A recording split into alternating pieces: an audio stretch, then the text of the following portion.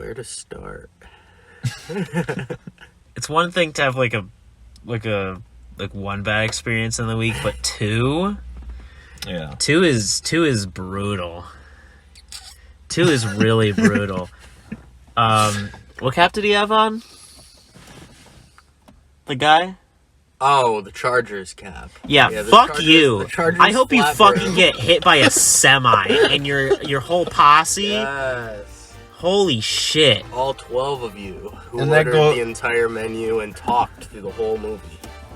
Yeah, and that goes as well for the sorority in the back behind us, all 12 of you. And that also goes for the big guy in the corner who kept... What was the line? The guy ran up behind her in the school and he said, "Gotcha, bitch," when it was silent. You're not funny. None of you are funny. You're not at the Laugh Factory. It was rough. You're not doing a residency in Vegas. You are a chump who works at Target. Shut up or stay home. If you're gonna send jokes in the movie theater, they gotta be funny. They gotta be funny. You gotta bring the house down. Yeah. Otherwise, dude. But that was the only guy trying to make jokes. The other people were literally just talking. I liked when he was chasing that lady down with an axe and the guy in front just randomly started laughing and that caused the entire row I don't know if you start dying laughing. I don't know if you got to see this full effect, but it was like actual mass hysteria. Like I felt like I was in the Matrix because there was a point where that guy who said "Gotcha, bitch" started laughing. And the entire, front section of the theater that we were sitting in started laughing, but it wasn't at anything on the screen. No. Nothing funny happened. I looked at Thomas, and I was like... You were probably standing over there. But, the entire front section started laughing at nothing. And we just looked at each other and we were like, what is happening? You should have got that on recording. I know. I did I did record some of the people next to us, and I think I got some stuff if it's, audible. Julia, come. What? Get in.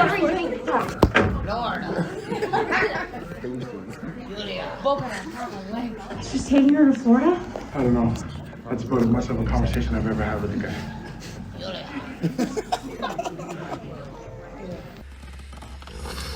Anyway, welcome back to Marcus Tuesday. Welcome back to Marcus Tuesdays. So what did we see this week, boys? We saw Thanksgiving. We tried. I'm here.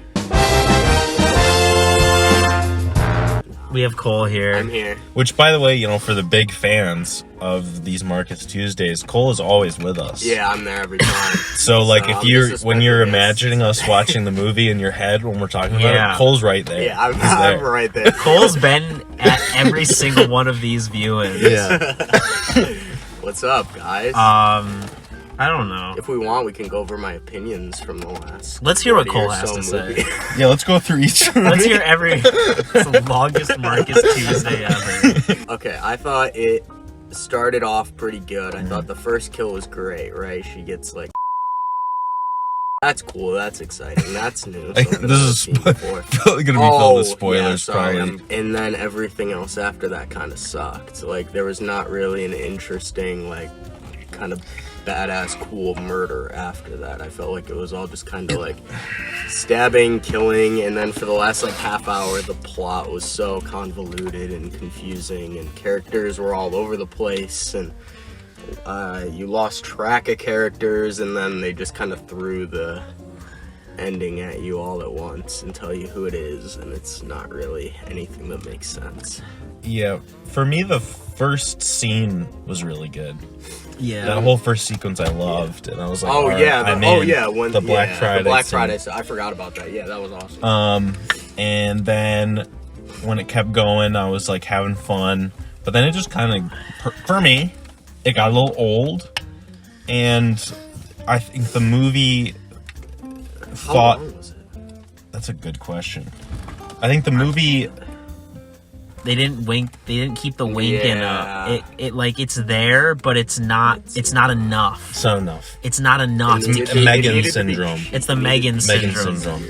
It needed to be cheesy. Where the first the whole actual first sequence. It was so much fun. Oh yeah, so much fun. The first kill, so much fun, and then it just starts stepping down and down and down and Takes down. itself a little too seriously.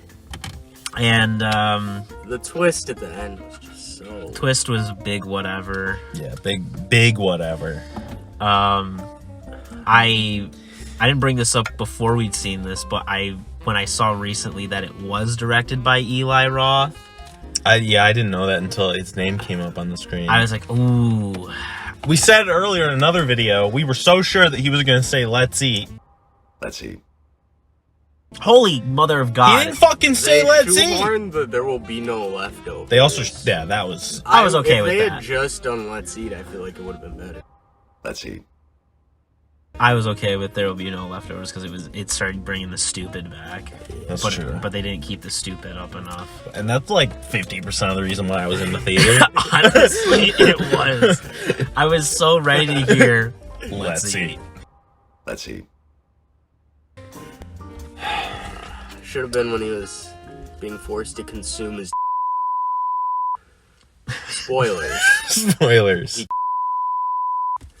because it's Thanksgiving. It's Thanksgiving. Let's eat. I cannot recommend this because if you end up with a theater like No, it we was- had, it was don't watch, hell. Don't watch. Yeah. I But what are can't. the odds? I think in a good theater, our viewing experience is way better. I think we come out of that movie thinking way more positive. I of would it if recommend this if it was a the good theater because was, like, empty. I Yeah. agree, like Cole said. I do think Those I people killed will the vibe. give it some pity points for that. I do think it affected a bit. Yeah. However, But yeah, overall, I would probably still personally not recommend. yeah. personally. it was- I mean, if you're bored, I think I'd I would have say had if more you're- fun if you're I really could. bored. Yeah. I wouldn't pay money. I don't think. I think with hindsight, if I knew, No, I this is a would've- streaming. Get together with some friends. You know. this is some the drinks, Friends at Home movie. Yeah. Put it on streaming. These people thought they were with friends at home, but they were not. They were in a public They were in space. they were in yelling. a Yelling theater with throughout other the whole people, and they decided to be loud and bring Smirnoff into the theater, as we found out when we left. They had Smirnoff. They had a bottle of wine. They had drinks from the theater. Yeah. There. They paid like they- easily they to were- $100 or more tonight to watch. They brought like how many platters of food? Like 7. That too.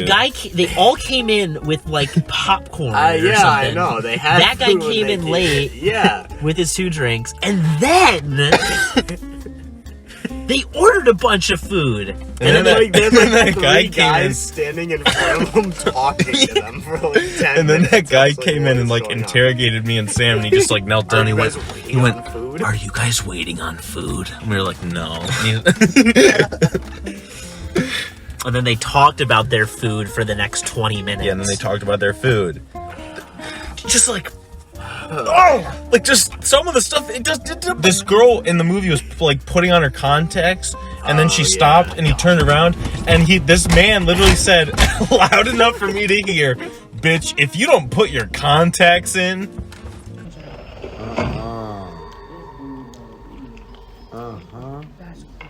Oh, she got a cute little contact case.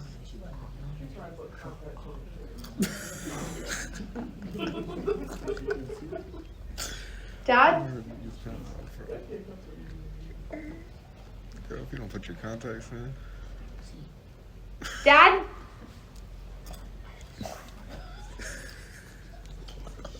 Right.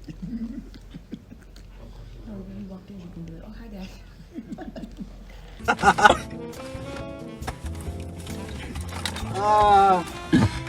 These people did actually drive home. drove Yeah, drunk. so true. So, I don't like talking to cops, and neither should you. But, Onondaga Community PD, if you see a guy with a Chargers hat and a big beard and glasses, Shoot on sight.